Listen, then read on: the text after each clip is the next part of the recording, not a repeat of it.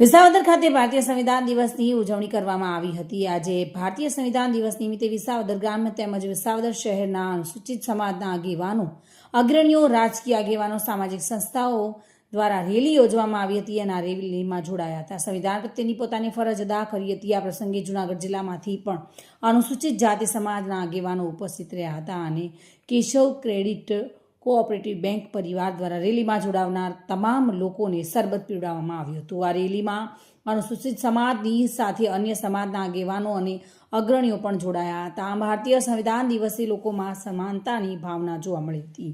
Rally petrol પંપથી પ્રારંભ થઈ સરદાર પટેલ ચોકમાં સરદાર સાહેબની પ્રતિમાને પુષ્પહાર કરી વિસાવદરના મુખ્ય માર્ગ પર થઈને આંબેડકર ચોક ખાતે પહોંચી હતી। ત્યાં ઉપસ્થિત આગેવાનો દ્વારા બાબા સાહેબ આંબેડકરની પ્રતિમાને પુષ્પહાર કરી આ કાર્યકર્તાઓ દ્વારા સલામી અર્પણ કરવામાં આવી હતી। બાબા સાહેબની જીવનગાથાના પ્રસંગો વાગોળવામાં આવ્યા હતા અને ઉત્સાહ સાથે ભારતીય સંવિધાન દિવસની ઉજવણી યોજાઈ હતી। પૂર્વ ધારાસભ્ય, પૂર્વ કૃષિ અને જળસંપત્તિ મંત્રી, પૂર્વ જિલ્લા ભાજપ પ્રમુખ, આજે ભારત ઘણા સંઘર્ષ પછી આપણો ભારત દેશ આઝાદ થયો। ઘણા બધા આંબેડકરજી જેવા નેતાઓએ ઘણો બધો સંઘર્ષ કરી અને આ દેશ આઝાદ થયો। દેશ આઝાદ થયા પછી સ્વાભાવિક છે કે એમાં બંધારણની જરૂર પડે।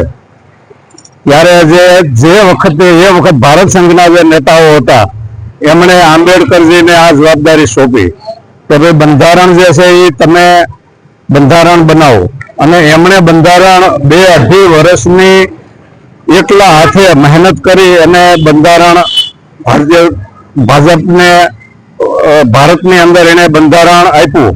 હવે એ બંધારણ જે છે એ સર્વમાન્ય બંધારણ અને દરેક જ્ઞાતિને જે તે વખતે પૂછવામાં પણ આવ્યું કે ભાઈ તમારે અનામતમાં કે બીજા ત્રીજામાં કાંઈ તમારે કોઈ તમને કાંઈ અન્યાય થતો હોય આ બંધારણમાં તો કયો, અમે એમાં સમાવેશ કરશું।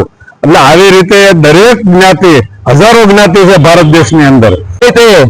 આજે રાજકીય પાર્ટી તમામ અને સામાજિક આગેવાનો સાથે મળી અને એક ઉજવણી કરવામાં આવી હતી સંવિધાન દિવસની, અને અનુસૂચિત જાતિ વિસાવદર કમિટી દ્વારા આજે તેની આગેવાનીમાં અમે તમામ સામાજિક સંગઠનો અને રાજકીય આગેવાનો સાથે રહી અને આ રેલીનો કાર્યક્રમ કર્યો હતો। સંવિધાન દિવસની ઉજવણી કરવામાં આવી હતી।